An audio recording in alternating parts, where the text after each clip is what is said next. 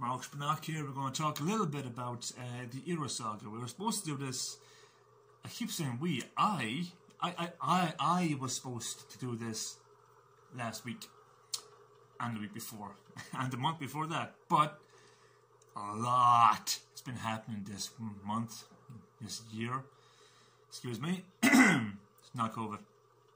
And there's more coming actually in the next few days, maybe a week or two. There's more happening. I understand the book is laid out. Do not tell me again. I get it. I fucking get it, okay? I'm trying. Okay?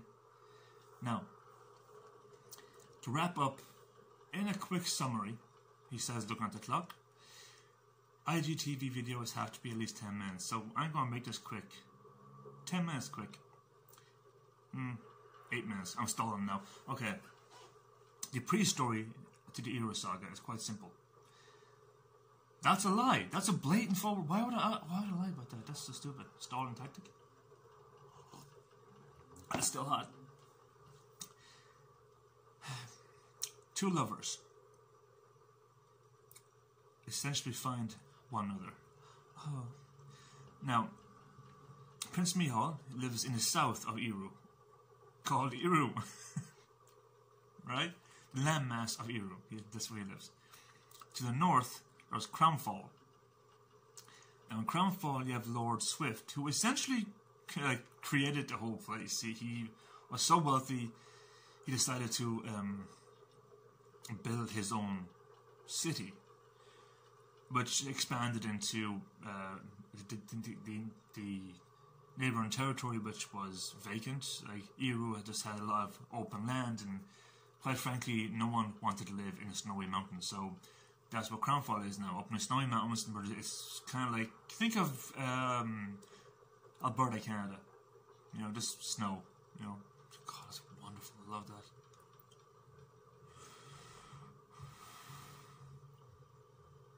Point I'm making is this: he had enough cash to actually create his own country, or at least steal land from someone else's country. And he stumbled upon a werewolf encounter, I guess you can call it, and instantly led a charge in God's name to destroy these abominations. And that, he has some success. I'm not going to say he kills every werewolf he comes in contact with, because he's human, so that's not happening. So he has created a raider parties to patrol his borders and seek out any abominations and destroy them. Now, every year he holds an annual gauntlet. This gauntlet is held to find the strongest warrior and give that warrior land and titles and money and so on to ensure that warrior stays in his good favour, or to ensure he stays in the warrior's good favour. So they will continue to stand on the front line. Kind of like in a Christmas bonus. However, warriors from the south started to arrive, also known as Prince Mihal. At the time, he was going by a pseudonym that we don't know yet. I haven't decided upon a name yet. I was going to lie to you there. I couldn't do it. I'm sorry, folks. I'm not a liar. I can't lie to you. Prince Mihal was using a pseudonym and arrived at this annual gauntlet, mainly because he and Finn often just travel Eiru in their youth. And Mihal decided, waltz over the mountains and start climbing. Stumbled onto the first gauntlet and realised it's going to be fun. Being a lycanthrope and the prince of all lycans, he earned that title by slaying the onyx serpent. So if you can do that, fighting humans in a gauntlet tournament is not really going to be much to him. So when he actually did compete in a gauntlet, it was a cakewalk for him. It was absolutely abysmal. And he decided to go back every couple of years. The final year he went back, Maximilian Swift had a daughter who was 21 years old. And, looked pretty good. So he was going to offer her hand in marriage. to the winner of the tournament. Now, he already had essentially chosen a certain warrior he wanted to win. As Micheál hadn't arrived for 2 years at this point, he kind of thought, he's not coming back now, I got this in the bag. Micheál arrives, of course, and everything goes to pot. His plans go out the window. They feast on the first night of the gauntlet. Micheál catches the eye of Aisling Swift, later Aisling Storm. And of course, naturally, this blonde bombshell catches his eye. So, these two start meeting in secret. Lord Swift warns the combatants that his daughter is completely off limits until after the tournament. Until then, she is to be chased but never caught. Well, that's when you're being chased by humans, when you're being chased by the literal alpha male of every lower creature in existence. He's catching you. I'm sorry, ladies, but come on. The big bad wolf looks that good. Pristine shape. 6'1", Irish accent. Extremely intelligent and can show you a world you never knew existed. All by just taking his hand. Please! Anyone who says, no, I wouldn't, shut up, you're lying to yourself. Come on, people. So, they meet up in secret, on and off. He brings her down south, Eiru. And the deception of her father becomes very clear. The abomination that she's been raised to believe don't exist. The werewolves that she'd been told are prowling their lines and waiting to devour them. The witches who are selling hexes. Okay, so witches are selling hexes, fair enough. But they're also selling salves and brews, healing factors and herbology. Orcs are selling their wares, the weaponry. Leprechauns are telling tall tales to children. Pukas are selling enchantments. All this kind of stuff goes on and on. The mindless husks of shadowy beasts and deception that she'd been told exists in the south wasn't there. In fact, when she was invited into Castle Grey, the family she met was a cohesive unit who mocked and toyed and bantered and just took the piss out of one another like most families do. And she instantly felt welcomed and at home there. She didn't really understand what her father was talking about or why he would deceive her in such a manner. And then Micheál informed her that in the interest of full disclosure, he didn't want to lie to her because he was starting to actually feel something for her. He was a lycanthrope, and he showed her what many would see, and I included, his true form. It didn't frighten her. She didn't feel frightened by this. She could see in his eyes he was still there. The mindless animal wasn't there, so the only difference between him in a human form and a werewolf form was the wolf form. He was fluffy. That was pretty much it. So, they went back up to the north. They got a little bit of cuddling going on. And on the night in question, the whole thing spoiled. As Lord Swift had caught wind of their clandestine rendezvous and had got in touch with the Eiru Council via messenger. And that was a brave messenger, I swear to God, a brave messenger. To go down to Eiru knowing they don't like human beings down there. Especially ones who try to kill them. Who have been trying to kill them for the last who knows how many years. Got in touch with the Eiru Council and informed them the peace treaty had been broken. Sent evidence of this, that and the other.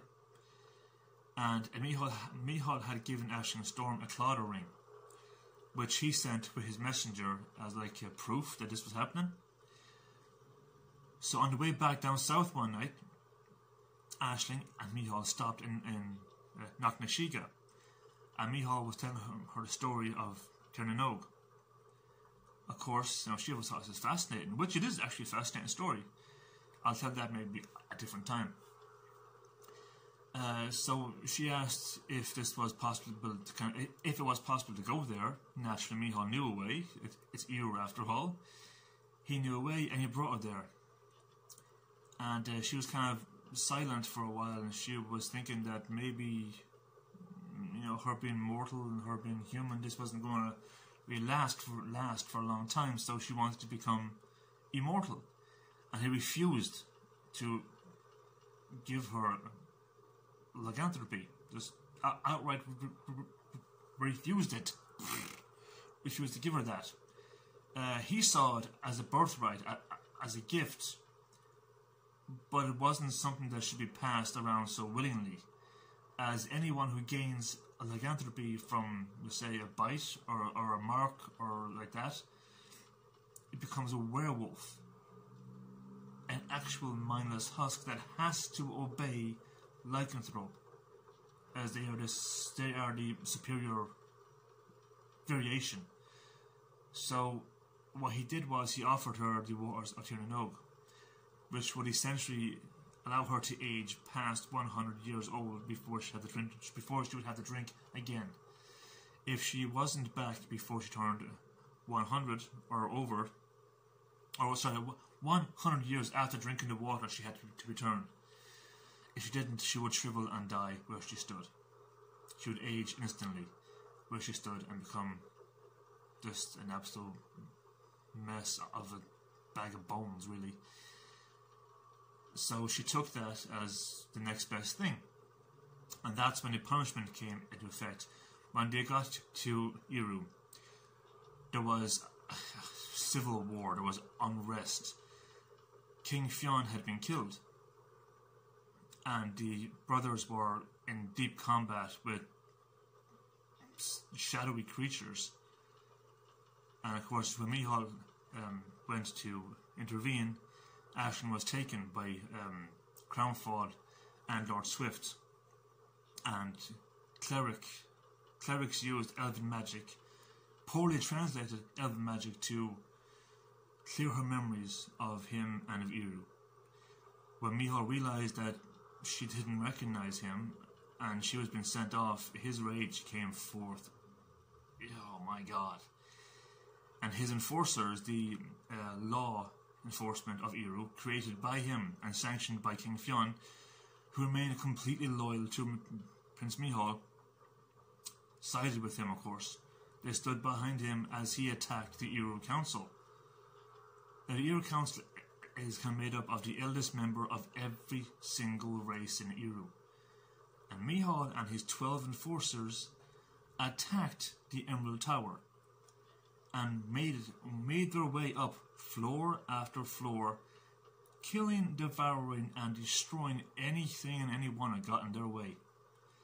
It was only upon reaching the top where he was overpowered by the use of the Amulets of Six, designed specifically to weaken him to a newborn pup. He told his enforcers basically to go and hide, stay in waiting until his return. He knew the law stands, Lycan cannot kill Lycan.